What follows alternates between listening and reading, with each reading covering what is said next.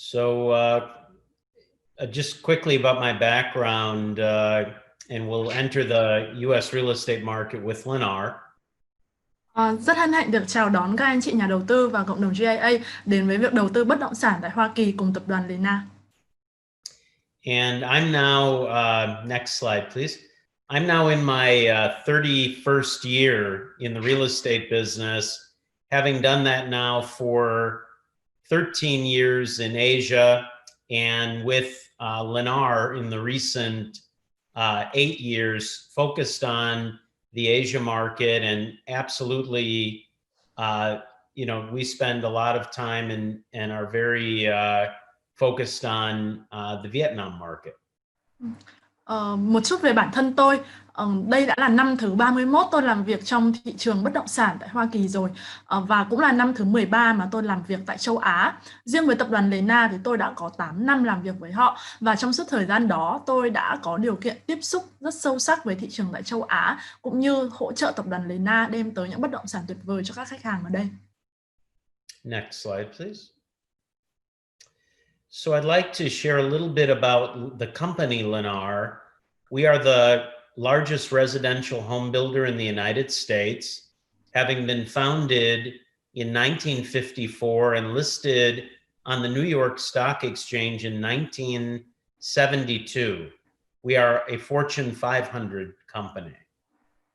Và một chút thông tin về tập đoàn Lennar, tập đoàn xây dựng và phát triển nhà số 1 tại Hoa Kỳ. Chúng tôi được thành lập vào năm 1954, có trụ sở chính tại Miami, Florida. Và tập đoàn Lennar đã được niêm yết trên sàn chứng khoán Hoa Kỳ vào năm 1972, và chúng tôi cũng nằm trong danh sách Fortune 500, trong số những 500 công ty có doanh thu lớn nhất tại Hoa Kỳ. And it's been our honor to build more than 1 million homes in the United States and to provide homes for 1 million families. We currently have about 1,300 active communities, and we have served international customers from more than 130 countries. Chúng tôi rất hân hạnh được mang tới hơn 1 triệu căn nhà cho các gia đình tại Hoa Kỳ, và chúng tôi cũng đã xây dựng được tới hơn 1.300 cộng đồng nhà, và bên cạnh những khách hàng đang sinh sống tại Hoa Kỳ thì chúng tôi cũng mang tới những bất động sản tuyệt vời cho các nhà đầu tư quốc tế tại hơn 130 quốc gia. And even though we've grown to be a very large company, we were founded on some very basic principles of quality, value, and integrity. And these same principles guide our business to this day and every day. Mặc dù là một tập đoàn cực kỳ khổng lồ, một tập đoàn xây dựng và phát triển nhà số 1 tại Hoa Kỳ, nhưng chúng tôi được xây dựng dựa trên những giá trị rất đơn giản từ thời ban đầu, và chúng tôi vẫn còn duy trì cho đến ngày nay. Đó chính là chất lượng, giá trị và sự chính trực. Next slide, please. So geographically, we cover 21 states in the United States and 78 major metropolitan markets. We find that this area that we cover pretty much has us everywhere that our customers want to be. Và trên đây là một bản đồ địa lý để anh chị có thể hình dung ra về những thị trường mà tập đoàn Lennar đã xây dựng những cộng đồng nhà của mình. Chúng tôi đã xây dựng trên 21 tiểu bang với 78 thành phố trên khắp nước Mỹ, và chúng tôi tin rằng những thị trường này đều là những thị trường rất tuyệt vời mà các khách hàng của chúng tôi sẽ luôn tìm kiếm. Next slide, please. And what we're famous for in the United States is what we call the everything's included home builder. And we think that that's what makes us special. We give our customers much more content than our competitors. Và điều khiến Lennar trở thành một tập đoàn nổi tiếng và thành công bậc nhất tại Hoa Kỳ, đó chính là một phương châm xây dựng của chúng tôi: tiện ích đủ đầy, vẹn tròn cuộc sống. Chúng tôi là công ty xây dựng nhà mang tới những tiện ích trong ngôi nhà khi anh chị có thể chuyển đến sẽ là những tiện ích nhiều nhất có thể, và chính điều đó sẽ mang tới tiện nghi đầy đủ, và đó chính là lợi thế cạnh tranh của chúng tôi so với các công ty cùng ngành. And that content is in 3 main areas. We provide a lot of luxury content beautiful kitchens and bathrooms and flooring and lighting. So we like to say we provide all the luxury that our customers want. Và những tiện ích mà chúng tôi mang tới sẽ được cung cấp dưới 3 khía cạnh. Thứ nhất đó chính là sự sang trọng của những nội thất dính tường ở trong căn nhà của anh chị. Từ nhà bếp đến nhà tắm và những sàn phòng ngủ, chúng tôi đều mang tới những cảm giác sang trọng, hiện đại và rất là tuyệt vời. And we are also an environmentally friendly green building company. We build our homes with quality, sustainable materials, and we make our homes energy efficient, and we build them while eliminating as much waste as possible. Và ngoài ra thì chúng tôi cũng luôn luôn hướng tới sự thân thiện với môi trường. Các vật liệu xây dựng nhà của chúng tôi là những vật liệu xanh, và chúng tôi cũng thiết kế căn nhà của anh chị sao cho sự công năng sử dụng năng lượng cũng như là nước sẽ đạt hiệu quả cao nhất. Và cuối cùng thì chúng tôi luôn luôn cố gắng hạn chế rác thải ra môi trường. And we are also a smart home builder and automation home builder. Our homes are Wi-Fi certified, and we've partnered with Amazon to make our homes work with the Alexa system. Ngoài ra thì chúng tôi cũng là một đơn vị dẫn đầu trong việc xây dựng nhà thông minh. Tất cả các căn nhà của Lena sẽ đều được cung cấp Wi-Fi rất đầy đủ, và chúng tôi cũng có liên kết với Alexa để anh chị có thể là điều khiển căn nhà của mình bằng giọng nói. And just a brief demonstration. Alexa, what's the temperature in the house? Inside, it's 72. Alexa, make the temperature 73 degrees. The AC is set to 73. Alexa, turn off all lamps. Okay. Alexa, living room lamps. Okay. Alexa, what time is it in Ho Chi Minh City, Vietnam? In Ho Chi Minh City, it's 9:36 a.m. Okay. So as you can see, we've built in some smart home technology into our homes that makes life more convenient and safer. Alexa, lock the front door. Thank you. You bet. Okay. So that's just a little demonstration of our smart home technology. Và vừa rồi thì tôi đã giúp anh chị trải nghiệm một chút cái cảm giác mà có Alexa ở trong căn nhà của mình. Tôi vừa nói Alexa làm rất là nhiều thứ, kiểm tra nhiệt độ trong căn nhà mình, và hiện giờ nhiệt độ trong nhà tôi đang là 72 độ F, và tôi có yêu cầu Alexa là bật máy điều nhiệt lên 73 độ F. Sau đó thì tôi cũng yêu cầu Alexa bật điện và tắt điện. Anh chị hoàn toàn có thể thấy rằng với Alexa, với những căn nhà thông minh thì cuộc sống của anh chị sẽ tiện lợi và an toàn hơn rất là nhiều. Ví dụ như vừa rồi tôi đã vừa nói Alexa đóng giúp tôi cửa lại, và hoàn toàn tôi sẽ làm việc đó khi mà tôi đang ngồi tại đây cùng với anh chị. Và một chút trải nghiệm nho nhỏ thì rất mong là sẽ giúp anh chị có thể hiểu được những công nghệ mà Lena sẽ mang tới cho những người mua nhà của mình sẽ như thế nào. Next slide, please. And it's been our honor to be awarded Home Builder of the Year 3 times, most recently in 2018. And of course, it's nice when your peers are complimentary of the work you do. Và một thông tin tôi rất vui mừng và hân hạnh được chia sẻ với anh chị, đó chính là Lena đã thắng giải công ty xây dựng nhà của năm, và đây là lần thứ 3 vào năm 2018 khi mà Lena thắng giải này, và đây thực sự là một vinh dự với tập đoàn của chúng tôi khi các cư dân và những công ty cùng ngành đang công nhận những điều mà chúng tôi đang làm. Next slide, please. So we got to this place in our industry through our core values, and everyone in our company wears a name badge, including our CEO, and everybody just has their first name on their name badge. And it's our attitude of being friendly, and the fact that we believe that everyone who works for our company, no matter what job they do, we are all part of the success of Lennar, and we are all responsible to take care of our customers. Và một nét văn hóa của công ty mà tôi tin rằng đã góp phần rất lớn trong việc tạo dựng nên thành công của tập đoàn Lena.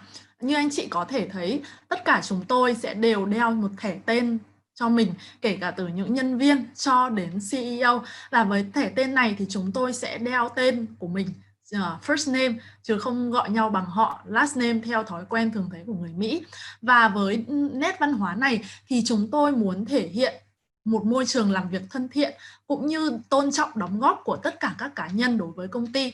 Và với nét văn hóa này, tất cả chúng tôi đều hiểu rằng chúng tôi có đóng góp, có trách nhiệm như nhau trong việc chăm sóc khách hàng, và từ đó sẽ cống hiến cho sự thành công của khách hàng cũng như của tập đoàn Lennar. And very importantly, we are taught at Lennar to always do the right things and do them for the right reason. Và một điều rất quan trọng đó là ở Lennar, chúng tôi luôn luôn được định hướng rằng hãy làm những điều đúng đắn vì những lý do đúng đắn. Next slide, please.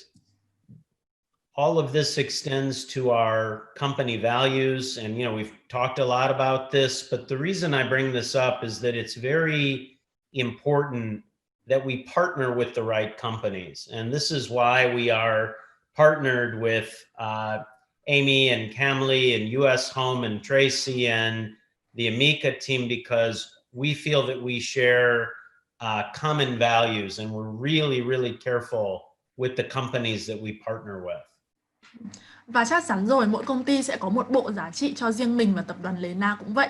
Và lý do mà tôi muốn chia sẻ bộ giá trị văn hóa của tập đoàn Lennar với các anh chị, đó là vì tôi muốn chia sẻ thêm về lý do hoặc cách thức mà chúng tôi lựa chọn những đối tác của mình.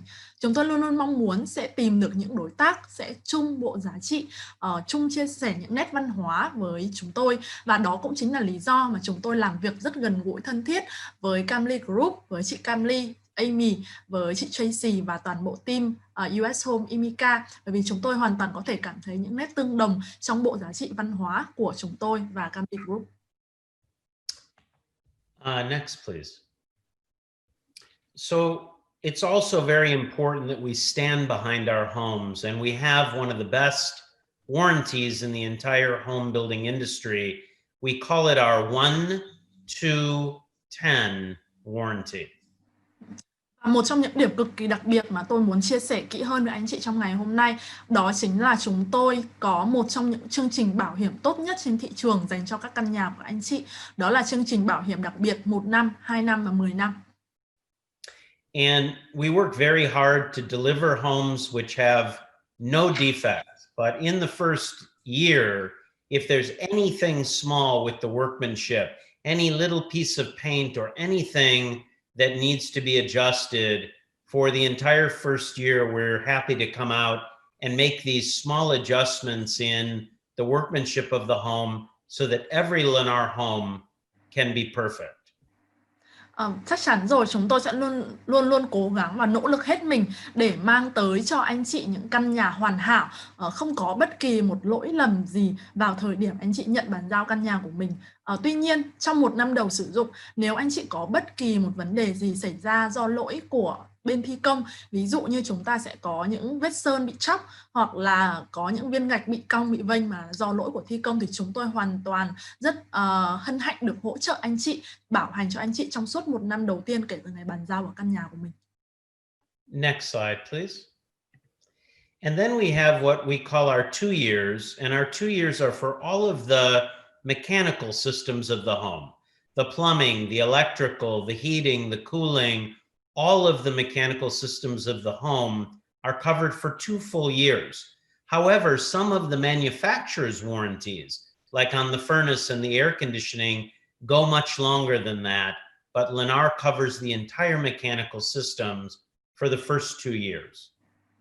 Và bên cạnh đó thì tất cả các hệ thống kỹ thuật trong nhà như hệ thống máy bơm, hệ thống máy điều nhiệt, thông gió, các hệ thống thoát nước, điện sẽ được chúng tôi bảo hành trong vòng 2 năm.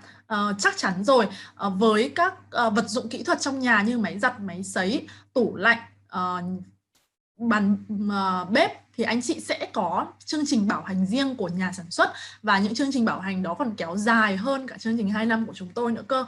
Tuy nhiên với những hệ thống kỹ thuật chìm ở trong nhà thì chúng tôi sẽ bảo hành cho các khách hàng của mình trong vòng 2 năm. Next slide, please. Thank you. So then we have a 10-year warranty that covers the entire structure of the home. These are the walls and the floors and the roof and all of the structural elements of the home. We know we build our homes to the highest standards, and so for a full 10 years, we warranty all of these structural materials. Và cuối cùng, chúng tôi sẽ bảo hành tất cả những yếu tố liên quan đến cấu trúc nhà của anh chị trong vòng 10 năm. Những yếu tố liên quan đến cấu trúc nhà như tường, cột, kèo, mái nhà. Chúng tôi biết rằng chúng tôi đang xây dựng những căn nhà của mình với tiêu chuẩn cao nhất, do đó chúng tôi hoàn toàn tự tin để bảo hành những yếu tố đó trong vòng 10 năm. Okay, next slide. So I'd like to talk to you a little bit about the investment elements of investing in the United States. Và sau đây thì tôi sẽ chia sẻ với anh chị nhiều hơn về việc đầu tư vào thị trường nhà ở tại Hoa Kỳ như là một cái kênh đầu tư để anh chị có thể sinh lời. Next slide, please. So this is really about what we call global asset allocation. And it basically means you don't want to have all of your eggs in one basket. You don't want to have all of your investments in one country or in one currency. Và tôi sẽ bắt đầu với một khái niệm mà tôi tin rằng các anh chị đều rất là quen thuộc rồi, đó chính là khái niệm phân bổ tài sản toàn cầu. Khi chúng ta phân bổ tài sản toàn cầu có nghĩa là chúng ta không muốn bỏ hết trứng vào chung một giỏ.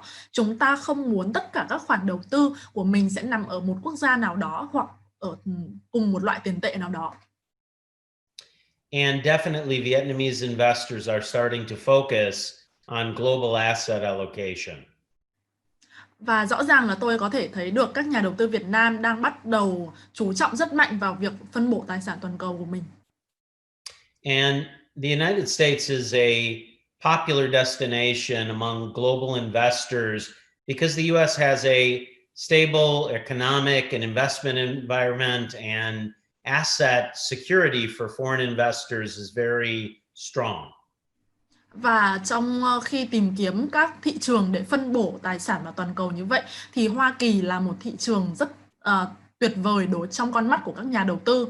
Lý do là vì Hoa Kỳ là một đất nước có nền kinh tế phát triển ổn định, cũng như là nền kinh tế đã phát triển rất là mạnh mẽ, đồng tiền mạnh. Tất cả những yếu tố đó khiến cho Hoa Kỳ trở thành một thị trường rất tuyệt vời để anh chị có thể giữ an toàn cũng như là phát triển cho tài sản của mình. And generally, the US economy is quite strong also. And prior to the COVID-19, the US had the strongest household income and lowest unemployment. But we've held up well during COVID-19. Matter of fact, yesterday they announced that the US GDP had grown 36% in the last quarter, which was really unexpected. Và để chia sẻ kỹ hơn về kinh tế của Hoa Kỳ, một nền kinh tế rất mạnh, thì nếu anh chị nhìn vào thời điểm trước dịch Covid-19 thì nền kinh tế Hoa Kỳ đang có mức thu nhập trung bình của người dân đạt mức cao nhất trong lịch sử, cũng như là tỷ lệ thất nghiệp rất thấp. Và chắc chắn rồi thì chúng tôi cũng bị ảnh hưởng một chút bởi dịch Covid-19. Tuy nhiên, mới ngày hôm qua thôi thì chúng tôi đã nhận được một báo cáo, đó chính là trong quý vừa qua, GDP của Hoa Kỳ đã tăng trưởng tới hơn 36%, và đó là một cái tín hiệu tuyệt vời cho sự hồi phục của nền kinh tế Hoa Kỳ. And the US dollar is a strong currency, and US dollar denominated assets hold their value in global economies. Và chắc chắn rồi, một yếu tố quan trọng nữa đó chính là đồng đô la Mỹ là một đồng tiền mạnh. Khi anh chị giữ tài sản của mình với đồng đô la thì đó cũng là một cách bảo vệ và tăng trưởng tài sản rất tốt. And single family homes are strongly in favor by both owners and renters, particularly due to the impacts of COVID-19, but also the US population dynamics. So this has become an even more popular investment for global investors, both individual global investors and also institutional global investors. Và riêng về thị trường bất động sản tại Hoa Kỳ thì hiện giờ có một cái phân khúc, đó chính là phân khúc nhà ở đơn lập. Nhà ở đơn lập hiện giờ đang được tất cả những người chủ sở hữu cũng như là những người thuê nhà cực kỳ ưa thích. do ảnh hưởng của dịch Covid-19, họ đang cần tìm kiếm một sự an toàn. Và chính bởi vì lý do đó nên thị trường nhà ở đơn lập tại Hoa Kỳ đang là một thị trường rất nóng, không chỉ với các nhà đầu tư cá nhân mà cả những công ty hoặc những tổ chức, các quỹ đầu tư. Next slide, please. And one of the reasons that investing in US housing makes so much sense is we are one of the only fully developed economies in the world that also has strong population growth. As a matter of fact, they're expecting that we're going to see an additional 120 million people over the next 30 years, requiring between 50 and 75 million new homes. And I'm going to tell you, it will be almost impossible for us to supply that many homes in that short a period of time. Và một lý do nữa mà tôi muốn chia sẻ thêm với anh chị đó chính là Hoa Kỳ là một trong số rất ít quốc gia phát triển có tốc độ gia tăng dân số dương. Và như anh chị có thể thấy trên biểu đồ mà tôi đang chia sẻ trên màn hình, thì trong 30 năm tới thì dân số Hoa Kỳ được dự đoán là sẽ tăng trưởng lên tới 120 triệu người. Và điều đó sẽ dẫn tới nhu cầu tới 50 đến 75 triệu ngôi nhà mới. Và tôi tự tin để khẳng định với anh chị rằng chúng ta không thể nào đáp ứng được nhu cầu đó. Next slide, please. So how is the housing market doing? The housing market is doing extraordinarily well. We have, to be frank, we haven't seen as much intensive demand for US housing really since all the way back in 2006. Vậy thì thị trường nhà ở tại Hoa Kỳ thực tế đang diễn tiến như thế nào? Và tôi phải chia sẻ với anh chị rằng là trong 31 năm làm việc của tôi thì đây là một quãng thời gian mà có thể nói là chưa từng thấy. Thị trường nhà ở tại Hoa Kỳ đang có tốc độ phát triển và tăng trưởng nhanh nhất kể từ năm 2006 cho đến nay. Next slide, please. And it's really remarkable. We have seen for single family houses demand in all of the prices, from the affordable housing to the mid-level housing to the luxury housing. We've seen tremendous demand and even a lot of bidding wars for certain houses in locations where multiple offers come for the same house, both in the new home market and in the resale home market. Và một điều cực kỳ tuyệt vời nữa đó chính là sự tăng trưởng mạnh mẽ đó không chỉ ở trong một phân khúc thị trường mà chúng ta có thể thấy được sự tăng trưởng mạnh mẽ trong tất cả các phân khúc thị trường nhà ở tại Hoa Kỳ, từ những phân khúc thị trường nhà ở xã hội cho đến những phân khúc giá trung bình cho đến những bất động sản cao cấp. Thậm chí là anh chị nếu chúng ta đến Hoa Kỳ thì chúng ta có thể trải nghiệm thấy rằng bây giờ khi những người mua nhà muốn mua một căn nhà tại một vị trí đẹp tuyệt vời nào đó, thậm chí là họ còn phải đấu giá cho căn nhà đó nữa. Có nghĩa là khi một căn nhà có quá nhiều người chào mua thì người nào chào mua căn nhà đó với giá cao nhất thì mới có thể mua được căn nhà. Next slide, please. So I think it might be interesting to introduce a couple of very popular markets in the United States for real estate ownership and investment. I think in the next slide, we'll start and we'll talk a little bit about Dallas, Texas. Và sau đây thì tôi tin rằng các anh chị đều muốn biết một số thông tin về một số thị trường hấp dẫn tại Hoa Kỳ. Và với kinh nghiệm của mình thì hôm nay tôi sẽ giới thiệu với anh chị một số thị trường mà tôi nghĩ rằng rất là tuyệt vời nếu anh chị đang muốn tìm kiếm một khoản đầu tư. Và trong phần đầu tiên thì tôi sẽ nói về khu vực Dallas-Fort Worth. So the Dallas-Fort Worth Metroplex is area comprising of more than 7.5 million people. And that makes the Dallas-Fort Worth Metroplex the fourth largest in the United States. Khu vực đô thị Dallas-Fort Worth là một khu vực rất đông dân với số lượng dân tới hơn 7,5 triệu người. Và điều này khiến cho Dallas-Fort Worth trở thành thành phố lớn thứ tư, đông dân thứ tư tại Hoa Kỳ. And Dallas has a very diversified economy based upon banking and finance, commerce, insurance, technology, energy, and other industries.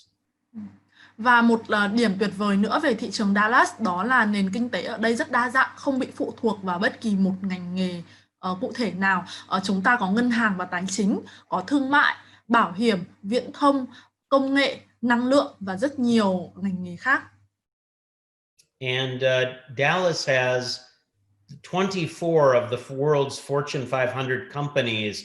That's the third largest concentration of Fortune 500 companies in the entire United States. Và tính đến năm 2020 thì Dallas-Fort Worth có tới 24 công ty thuộc nhóm 500 công ty có doanh thu lớn nhất tại Hoa Kỳ, và điều đó khiến nơi đây trở thành nơi tập trung lớn thứ 3 trong số các công ty nằm trong danh sách Fortune 500 này. And Dallas is also a famous center of education in the United States with many famous universities. As a matter of fact, the University of Texas Medical School is ranked #1 in the world for biomedical science and research. Ngoài ra thì Dallas-Fort Worth cũng là một trung tâm giáo dục cực kỳ nổi tiếng tại Hoa Kỳ. Ở đây có rất nhiều trường đại học và cao đẳng uy tín, trong đó có trường Đại học Y Texas được xếp hạng số 1 trên thế giới trong số các tổ chức chăm sóc sức khỏe về y sinh. Next slide, please. So just a little bit about the geography of the Dallas-Fort Worth Metroplex. Of course, the cities of Dallas and Fort Worth are very famous, but also the suburban areas. If you look a little bit north of Dallas, you see Plano and Frisco and McKinney, and these are also famous residential cities.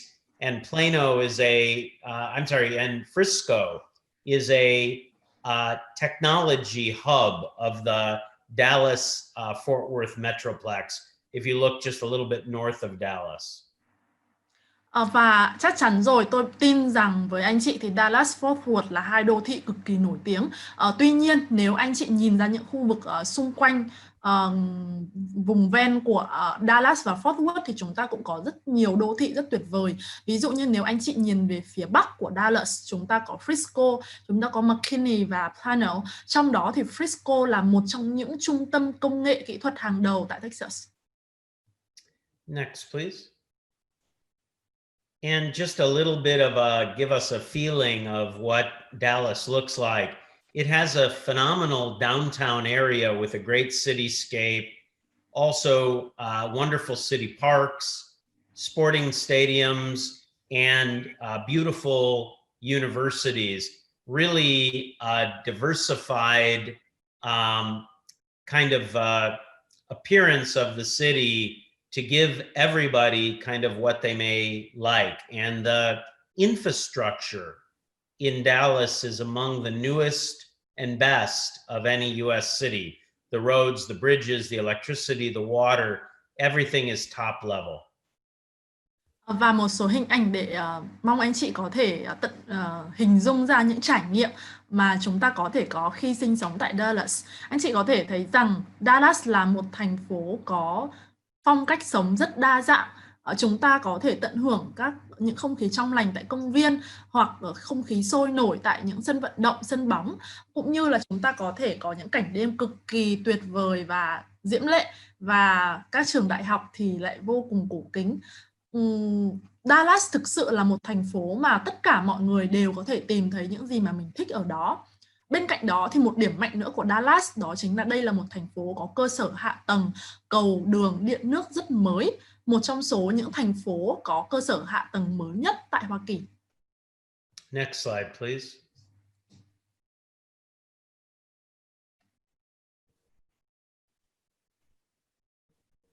And we like to say that everything is big in Texas. Beautiful big gardens. People love their big cars and trucks. They love the cowboy spirit. But I think it's important to say that Dallas is one of the most welcoming cities in the United States. has a very diverse population, lots of different ethnic groups, and it's known for being warm and big and friendly. And I think that speaks very well about the character of the city of Dallas. Và như chúng tôi vẫn thường nói về Dallas, Texas thì mọi thứ ở đây đều to lớn và mọi người đều thích những thứ to lớn ở đấy. Họ yêu những khu vườn rộng lớn của họ, họ yêu những chiếc xe rất to của họ và họ cũng rất quý những anh chàng cao bồi ở đây. Và Dallas, Texas cũng là một thành phố mà có tinh thần cao bồi rất nồng ấm, nồng hậu, và khi chúng ta đến đây thì tất cả các anh chị đều có thể cảm nhận được sự thân thiện của con người nơi đây. Dallas cũng là một thành phố mà nơi có rất nhiều chủng tộc, rất nhiều màu da sinh sống hòa đồng thân thiện với nhau, và bởi vì thế tôi nghĩ rằng từ thân thiện sẽ là một từ rất tuyệt vời để mô tả về tính cách cũng như là về tinh thần của Dallas, Texas. Next slide, please. And if you look at these graphs starting from 2011 all the way to the current of 2020, the real estate market has been absolutely fantastic in Dallas and in Fort Worth. And next year, Dallas's housing price growth is anticipated to be more than 6%. And Fort Worth's housing price growth is expected to be more than 7% in the next year. Và nếu anh chị nhìn vào biểu đồ này, tôi đã tổng hợp lại cho anh chị về sự tăng trưởng giá nhà từ năm 2011 đến năm 2020 tại hai thị trường đó là Dallas và Fort Worth. Và anh chị đều có thể thấy rằng giá trị nhà ở Dallas và Fort Worth đều đã tăng trưởng rất tốt trong năm vừa qua. Và với tình hình hiện tại thì Zillow đã đưa ra dự đoán rằng tại Dallas giá nhà sẽ tăng trưởng tới hơn 6,1% vào năm 2021 và tới hơn 7% tại Fort Worth trong năm 2021. And if you kind of look at the last 8 years, the prices in Dallas and Fort Worth have basically doubled. And in a mature economy with a strong currency, that's a very strong rate of capital appreciation. Và nếu anh chị nhìn vào biểu đồ thì chúng ta có thể thấy rằng trong vòng 10 năm qua từ 2011 đến 2020 thì giá trị nhà tại Dallas và Fort Worth cơ bản là chúng ta đã tăng gấp đôi giá trị nhà, và cộng với dưới góc nhìn rằng đồng tiền đô la sẽ là một đồng tiền mạnh thì đây chắc chắn rằng là một kênh rất là tốt để gia tăng giá trị tài sản cho anh chị. Next slide, please. So just to give an example of a Lennar community in the Dallas Metroplex, this is a brand new community called River Place. It's in Garland, Texas, which actually has quite a large Vietnamese population. These homes run from the middle 300s to the low middle 400s. They run from 185 square meters to 300 square meters, 4 to 5 bedrooms, 2 to 3 bathrooms, beautiful brick exteriors, and really a lot of home for the money. Và sau đây thì tôi sẽ giới thiệu đến anh chị một cộng đồng mà tôi nghĩ sẽ rất là tuyệt vời, đặc biệt là với các nhà đầu tư Việt Nam, bởi vì ở cộng đồng này nằm ở một vị trí mà có rất nhiều người Việt Nam đang sinh sống. Đó chính là cộng đồng River Place, một cộng đồng đang được xây mới tại Garland, Texas. Và mức giá ở đây tôi tin rằng cũng khá là phù hợp với anh chị. Các căn nhà sẽ bắt đầu từ khoảng 330.000 đô cho đến khoảng 430.000 đô. Và diện tích thì từ 185 đến hơn 300 m2 với số phòng ngủ từ 4 đến 5 và số phòng tắm là từ 2 đến 3. Và nếu anh chị nhìn vào hình ảnh minh họa mà tôi đã đưa lên slide cho anh chị xem thì chúng ta thấy căn nhà này có phong vị Texas rất là mạnh mẽ, với bề ngoài được ốp gạch, có một điểm xuyết màu sắc rất là trang nhã cho anh chị. And next slide, please. And this is just the site plan for this community. It's in a mature area, so it's not a giant community because it's hard to get land in the mature area. Two different sizes of homes. The yellow lots will represent the larger homes, and the blue lots will be a different collection of homes that'll be more affordable and smaller than the homes we just looked at. Và trên đây thì tôi sẽ chia sẻ với anh chị kỹ hơn về sơ đồ mặt bằng của cộng đồng nhà. Cộng đồng nhà River Place không phải là một cộng đồng nhà quá lớn, bởi vì thực sự là ở Texas để kiếm một miếng đất rộng để xây một cộng đồng nhà có nhiều nhà, đó là một việc khá là khó khăn. Tuy nhiên là một cộng đồng nhỏ chúng ta cũng có thể kết nối với nhau dễ dàng hơn. Và nếu anh chị có thể nhìn ở đây thì chúng ta sẽ có những lô đất màu vàng và những lô đất màu xanh. Thì những lô đất màu vàng sẽ đại diện cho những căn nhà mà sẽ có diện tích mặt đất cũng như diện tích mặt sàn lớn hơn, và sẽ mang đồng nghĩa với đó là sẽ có một cái mức giá cao hơn so với những căn nhà nằm ở những lô đất màu xanh. Next slide, please. So another famous area in the United States that everyone's heard of is the Los Angeles metropolitan area. Và một thị trường tiếp theo mà tôi nghĩ rằng các anh chị nhà đầu tư sẽ rất hứng thú và cũng là một thị trường rất nổi tiếng, đó chính là the Greater LA area. And that comprises of 5 counties: LA, Riverside, San Bernardino, Ventura, and Orange. And if you combine that entire area, it's a population of almost 19 million people. Và chắc hẳn là nhiều anh chị cũng đã từng nghe về khu vực này rồi. Khu vực the Greater Los Angeles area bao gồm 5 quận: Ventura, San Bernardino, Riverside, Los Angeles và quận Cam. Quận Cam là một cái tên rất là quen thuộc đúng không ạ? Và khi chúng ta tổng hợp lại dân số của cả 5 quận này thì sẽ là một con số cực kỳ lớn, gần 19 triệu dân. And of course, LA is famous for Hollywood and the entertainment industry. It's also famous for digital industries and transportation and other high-tech kinds of industries. Và chắc chắn rồi, tất cả mọi người đều biết về Los Angeles với Hollywood và ngành công nghiệp giải trí khổng lồ của nó. Tuy nhiên là Los Angeles còn cực kỳ nổi tiếng với các cái ngành công nghệ kỹ thuật số cũng như là các ngành công nghệ kỹ thuật cao khác, các ngành giao thông vận tải, và những ngành công nghiệp này đang ngày càng phát triển nhanh và mạnh tại Los Angeles. And the economic output of the greater Los Angeles area is $807 billion. If the Los Angeles greater area were a country, it would have the 19th largest economy in the world, larger than Switzerland, larger than Saudi Arabia, and just behind Netherlands and Turkey. So from an economic standpoint, it's an incredibly powerful area. Và để chia sẻ kỹ hơn về nền kinh tế của Los Angeles thì tôi muốn đưa ra cho các anh chị một con số cực kỳ ấn tượng. Sản lượng hàng năm của vùng The Greater Los Angeles area là tới hơn 800 tỷ đô. Và nếu chúng ta coi The Greater Los Angeles là một quốc gia riêng thì nền kinh tế của nó sẽ đứng thứ 19 trên toàn thế giới. Thậm chí là nền kinh tế này sẽ lớn hơn cả Thụy Sĩ và Ả Rập Xê Út. Nó chỉ đứng ngay sau Hà Lan và Thổ Nhĩ Kỳ mà thôi.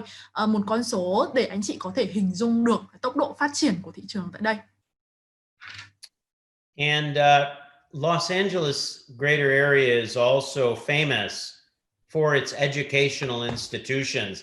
As a matter of fact, there's more than 100 accredited colleges and universities in greater Los Angeles, including some of the most famous in the world: UCLA, USC, Caltech University, Stanford, which is one of the top 5 or 10 universities in the entire world, are all located in greater Los Angeles.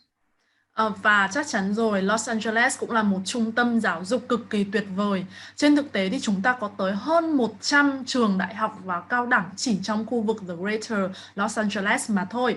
Và trong đó có những trường đại học cực kỳ nổi tiếng như là UCLA, Đại học California and Los Angeles, USC, Đại học Nam California, Viện Công nghệ California, Caltech, và đặc biệt là trường Stanford, một trong 10 trường đại học tốt nhất trên toàn thế giới. Next slide, please. So just to get a little feel for the geography of greater Los Angeles, you can see it's a rather large area. A lot of it has ocean front. quite famous would include the Orange County, Irvine area, and also what's called the Inland Empire, which includes places like Eastvale and Riverside. Actually, I lived in the Inland Empire myself for 4 years in the last 10 years, and it was very interesting area. I could be at the beach in 1 hour. I could be in the mountains skiing in 1 hour. I could be in the desert hiking in 1 hour, or I could be at LAX on my way to Vietnam, all within 1 hour from where I lived. Và trên màn hình đang là bản đồ của khu vực The Greater Los Angeles để anh chị có thể hình dung rõ hơn. Bên cạnh khu trung tâm Los Angeles thì chúng ta cũng có Irvine, quận cam rất nổi tiếng, và khu vực The Inland Empire với những thành phố như Ontario và Eastvale hoặc là Riverside. Đây là một khu vực rất là tuyệt vời, bởi vì bên cạnh những thành phố dọc theo bờ biển thì chúng ta cũng có những quận ở trong khu vực Inland Empire. Cá nhân tôi đã sống tại Inland Empire trong vòng 4 năm vừa qua, và thực sự đây là một địa điểm rất là thú vị. Tôi có thể đi leo núi và trượt tuyết chỉ cách nhà tôi có 1 tiếng đồng hồ. Tôi có thể đi ra biển cũng chỉ trong 1 tiếng đồng hồ. Tôi cũng có thể đi khám phá sa mạc chỉ cách nhà tôi có 1 tiếng đồng hồ mà thôi. Và nếu tôi muốn bắt một chuyến máy bay để bay sang Việt Nam thăm các anh chị thì chúng tôi cũng chỉ mất 1 tiếng đồng hồ. Và chắc chắn rồi, đây là một vị trí cực kỳ tuyệt vời. Tôi có thể tận hưởng mọi thứ chỉ trong 1 tiếng đồng hồ lái xe. Next slide, please. So just getting a little look at some of the diversified looks of Southern California, the LA area, both city life and also nature and boating life. Và phong cách sống tại Los Angeles cũng như là tại các thành phố tại phía Nam California, chắc hẳn các anh chị đều có thể dự đoán được, với một tốc độ phát triển như vậy thì phong cách sống ở đây sẽ cực kỳ năng động. Next slide. But you can't talk about LA unless you're talking about the natural and recreational life, the beaches, the golf courses. These kind of things are part of what makes the LA area special. Bên cạnh cuộc sống rất bận rộn và hiện đại tại Los Angeles thì Los Angeles cũng có những cảnh vật tự nhiên rất là gần gũi để anh chị có thể tận hưởng những hoạt động giải trí ngoài trời. Chúng ta có những bãi biển, sân golf với mang lại những không khí rất là trong lành để chúng ta có thể tận hưởng cuộc sống của mình sau những giờ làm việc vất vả. And also we should say that LA area, the LA area is one of the most diverse areas ethnically in the United States.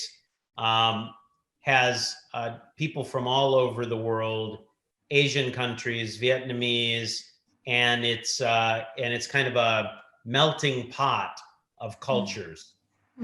Và một lý do nữa mà rất là giống với Dallas, đó chính là thành phố Los Angeles cũng là một thành phố mà có người dân từ khắp nơi trên thế giới, mọi chủng tộc đều sinh sống ở đây và họ hòa quyện với nhau, hòa quyện nền văn hóa với nhau, và chắc chắn rằng đó sẽ là một nơi tuyệt vời dành cho các nhà đầu tư nước ngoài. Next, please. And LA has a very strong housing market. As a matter of fact, it's gone up more than 8% in the recent year, and it's forecast to go up 8% again next year. It's an expensive housing market with the average home almost $700,000 US. Và đây cũng là một thị trường rất đặc biệt nếu chúng ta nói đến nhà ở đơn lập. Thị trường nhà ở tại Hoa Kỳ nói chung thì có một mức giá trung bình thấp hơn rất nhiều nếu so với lại Los Angeles. Giá trung bình của các căn nhà tại Los Angeles sẽ rơi vào khoảng gần $700,000.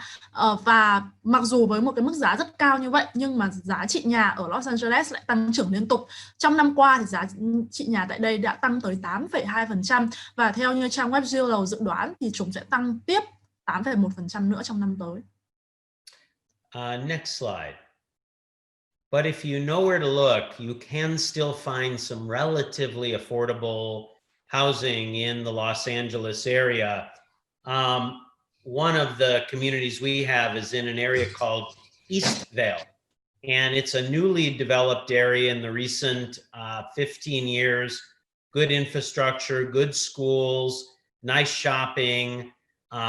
This community is called Prado, and we have homes and then some condos of two different types, ranging from the 400,000s going up to 600,000, and 2 to 4 bedrooms, 2 to 3.5 bathrooms, and it's quite a nice community.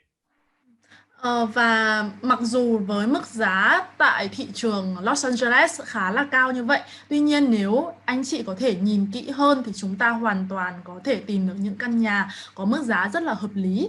Ví dụ như Lena đang tập trung khai thác một thị trường, đó thị trường thành phố Eastvale ở khu vực Inland Empire. Nếu anh chị có thể nhớ bản đồ mà trước đó tôi đã chia sẻ với anh chị, những căn nhà ở đây rất là xinh xắn, đúng phong cách Los Angeles, với mức giá sẽ rơi vào từ khoảng hơn 400.000 đô đến khoảng gần 600.000 đô, tùy theo mẫu nhà là mẫu nhà đơn lập hay mẫu nhà liền kề. Và cộng đồng nhà có tên là Prado này sẽ mang tới cho các anh chị những căn nhà có diện tích từ 113 đến 198 mét vuông, từ 2 đến 4 phòng ngủ và 2 đến 3,5 buồng tắm. Next slide, please.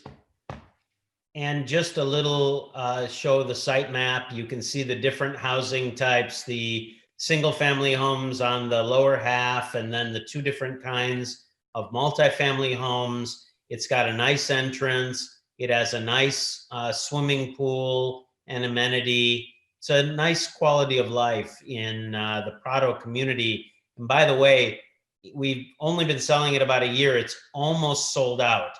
There's about 25 or 30 opportunities left in Prado because it's very hard to find good quality housing at this price in the Los Angeles area.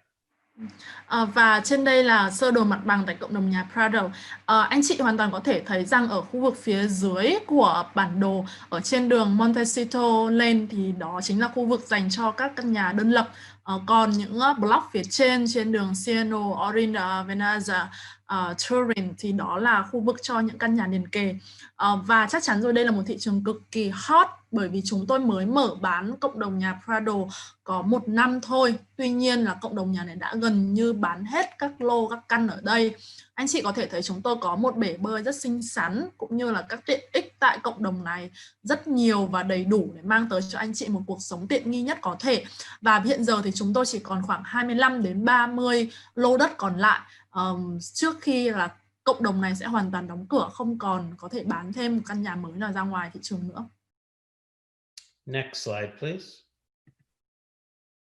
So I know we're also going to talk about Florida, and I live in Florida now, and I've actually had a home in Florida now for almost 6 years.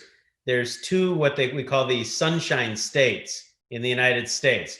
One is California and one is Florida, and I've been blessed to live in both.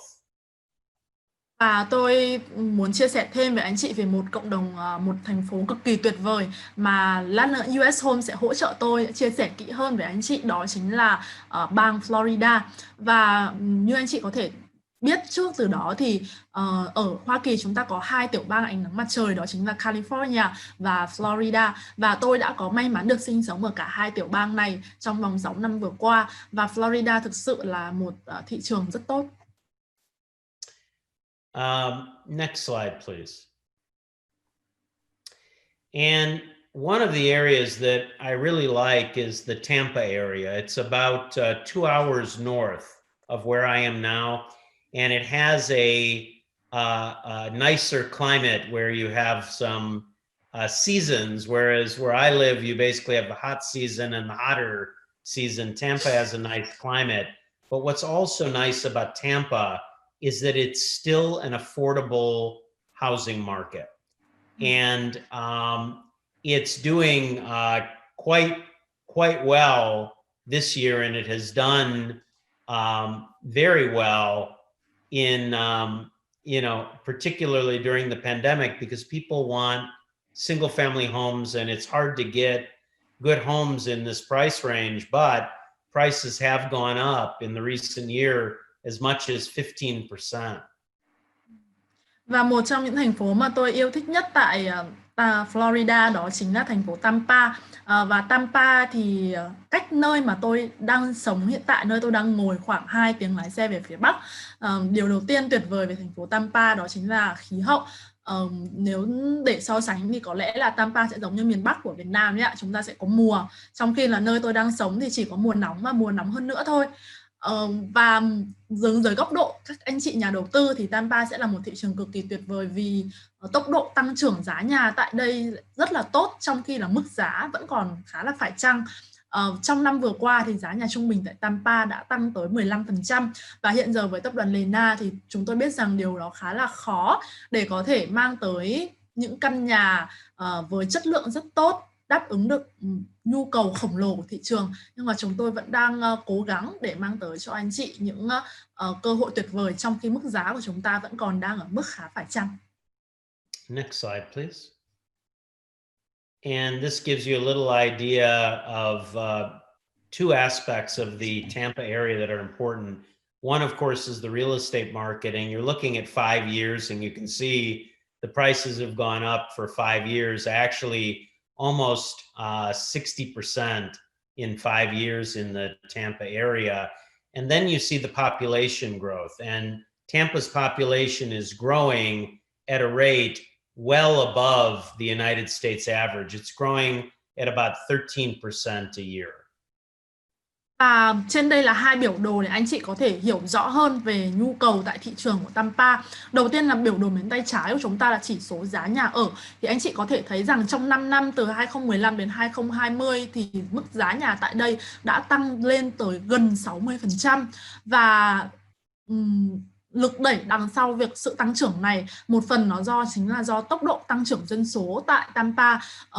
Biểu đồ bên tay phải sẽ cho anh chị thấy rằng cái tốc độ gia tăng dân số tại Tampa còn nhanh hơn tốc độ gia tăng dân số trung bình của nước Mỹ. Tại Tampa thì tốc độ tăng trưởng dân số rơi vào khoảng hơn 13% một năm. Yeah, and Sophie, I'm sure you corrected my mistake on the growth, but it is still much faster than in the United States average. Và chắc chắn rồi, tốc độ tăng trưởng này rất là nhanh và nó cao hơn tới 120% nếu chúng ta so sánh với tốc độ tăng trưởng trung bình của nước Mỹ. Next slide, please. So I would just like to share a little bit of my own philosophy in real estate investing. And I have been investing in real estate now for basically 30 years, and I always do what I tell other people to do. And one of the first things, or the basic concept, is I say, when in Rome, we must do what the Romans do. Và sau đây thì tôi sẽ hân hạnh được chia sẻ với anh chị một số triết lý dẫn đường của tôi trong 31 năm đầu tư vào bất động sản Hoa Kỳ của mình. Và một trong những kim chỉ nam đó chính là anh chị nhập ra thì chúng ta hãy tùy tục. And that means, for example, in inner city areas where apartments are normal, we should buy apartments. But in suburban areas, we should buy single family homes and townhomes that are the normal type of house in the area. Và điều đầu tiên đó chính là anh chị hãy nhìn vào kiểu nhà phổ biến tại từng vị trí mà anh chị đang tìm kiếm. Giả sử khi anh chị tìm kiếm ở trong thành phố nơi những căn hộ phổ biến thì chúng ta hãy mua căn hộ. Nhưng nếu chúng ta đang tìm kiếm những bất động sản tại khu vực ngoại ô, nơi mà các căn nhà đơn lập và các căn nhà liền kề phổ biến, thì chúng ta lại nên mua hình thức nhà đơn lập và căn hộ liền kề. And when we buy for ourselves, we should buy exactly what we want. But when we buy for investment, we should buy what the local market wants. We should think about what the people who live there want, not what we want. Tất nhiên rồi, khi các anh chị tìm kiếm một căn nhà cho riêng mình thì anh chị hãy mua chính xác những gì mà chúng ta muốn.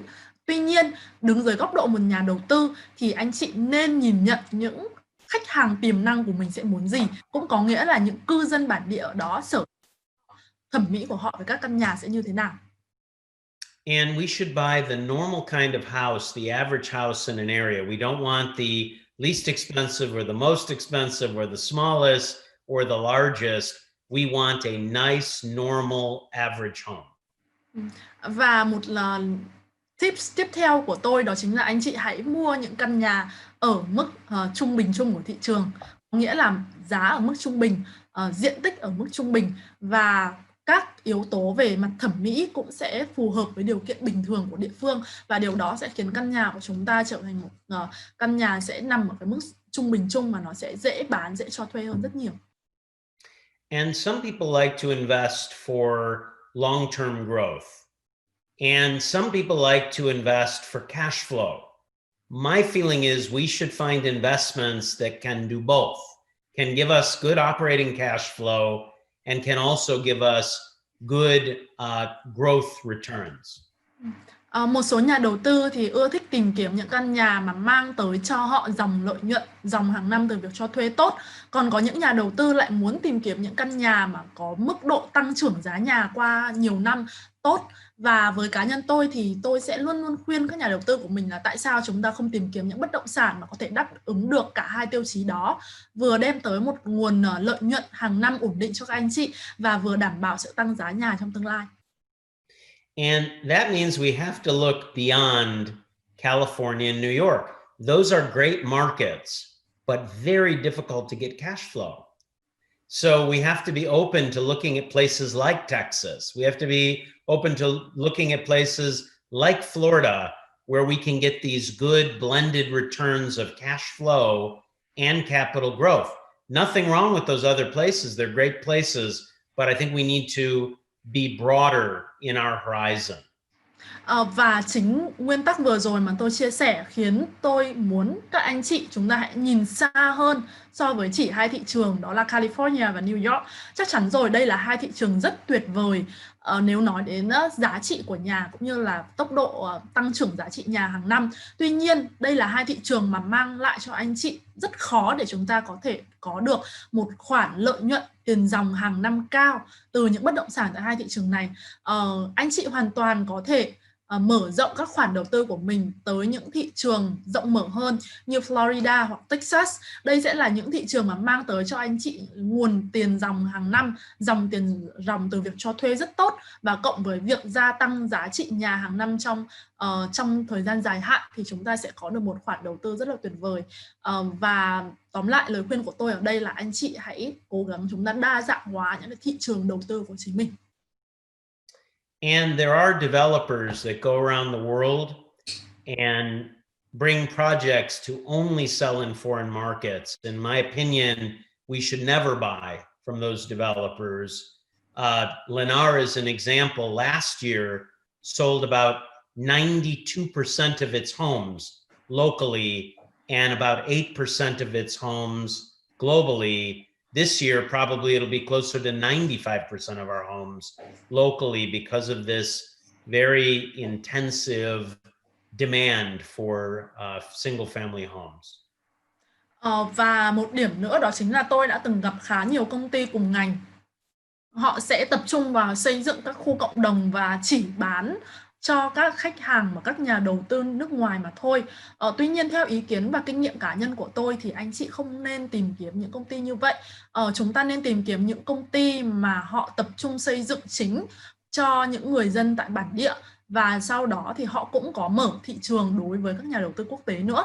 Ví dụ như Lennar thì trong năm ngoái chúng tôi có tới 92% số căn nhà của mình là chúng tôi bán cho các cư dân bản địa, và trong năm nay 2020 thì tôi tin rằng con số đó sẽ đạt tới 95%. Và lý do mà tôi đưa ra điều này cho các anh chị đó chính là vì khi những công ty xây dựng nhà cho các cư dân địa phương thì điều đó có nghĩa là những căn nhà đó sẽ phù hợp với thẩm mỹ và nhu cầu của người dân tại địa phương. Và khi anh chị có thể mua và đầu tư vào những căn nhà như vậy thì chắc chắn rằng việc cho thuê cũng như là việc bán sau này với bất động sản của mình thì sẽ thuận tiện hơn rất nhiều. And it's important that we have the right time horizon for investing in U.S. real estate.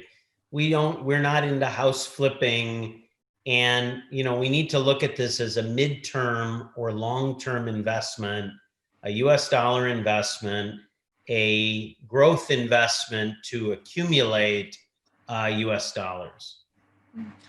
Và lời khuyên cuối cùng của tôi dành cho các anh chị đó chính là một sự khác biệt một chút của thị trường bất động sản tại Hoa Kỳ so với thị trường bất động sản tại Việt Nam. Đó là chúng ta hãy luôn luôn nhìn nhận đầu tư vào bất động sản như một khoản đầu tư trung hạn hoặc dài hạn. Chúng ta không phải là những người đầu tư lướt sóng ở đây. Và lý do mà tôi đưa ra lời khuyên này đó chính là vì anh chị đang nắm giữ tài sản bằng đồng tiền đô, cũng như là chúng ta sẽ mong muốn rằng căn nhà của chúng ta sẽ gia tăng giá trị trong dài hạn, cũng như là mang tới một cái dòng tiền dòng hàng năm cho chúng ta trong một thời gian dài và ổn định. And in my lifetime, the price of US real estate has doubled almost 12 times, more than 11 times. So given time, US real estate only goes in one direction. Và trong 31 năm làm việc trong thị trường bất động sản của tôi thì giá trị các căn nhà, các bất động sản mà tôi thấy đã tăng lên tới hơn 11, gần 12 lần. Và đó chính là một minh chứng cho việc là kênh đầu tư bất động sản trong dài hạn sẽ chỉ có một xu hướng duy nhất, đó chính là phát triển đi lên. Next, please. And thank you very, very much for letting me share with you today. And as I said, always a great honor to be invited by our friends at USHome. Trên đây là tất cả những gì mà tôi muốn chia sẻ với anh chị trong buổi hội thảo ngày hôm nay. Và một lần nữa, tôi rất hân hạnh được tham gia cùng với Camry Group và USHome có mặt tại buổi hội thảo ngày hôm nay để chia sẻ với anh chị một số kinh nghiệm của tôi. Và sau đây thì tôi sẽ nhường lời lại cho các đồng nghiệp của mình đến từ USHome. Thank you so much, Steve. We would love to say thank you about the experience and the information that you share with us. I'll see you again in the Q&A section. Okay, my pleasure. Thanks, everyone. Thank you. Và sau đây thì Minh Phương xin nhường lời lại cho MC của chương trình là anh Lê Nguyên nhé.